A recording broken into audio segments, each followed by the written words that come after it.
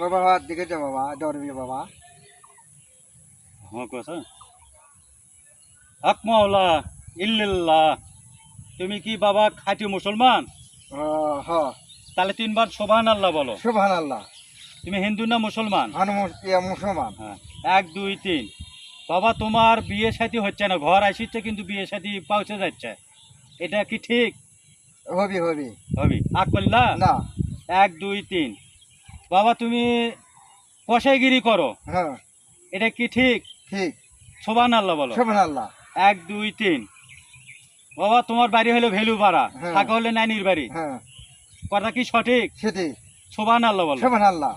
আকবল্লা। না আগ করিনি। 1 2 3। তুমি নানির বাড়ি থাকো কিন্তু তোমার বিয়ে ভেঙে দিচ্ছে এই নানির বাড়ির লোকজন। 1 2 3 আগ করলা। না না আগ করিনি। তারপরে আজকে তুমি ভেলুপাড়া দাওয়াত খাইতে গিয়েছিলে, হ্যাঁ এটা কি সঠিক? সঠিক। হ্যাঁ 1 2 3। তোমার বিয়ে হবে কিন্তু তুমি সঠিক নিয়মে কর্ম করো, তাহলে তুমি বিয়ে শাদী করতে পারবা। তুমি কি আগ করলা? না না আগ করিনি। তারপরে তুমি রাতের বেলা চলাফেরা করো, পিছন থেকে কি এমন মনে হয় কেউ হামলা করতেছে, পিছন থেকে তাকে দেখে কেউ নাই, এটা কি সঠিক? সঠিক।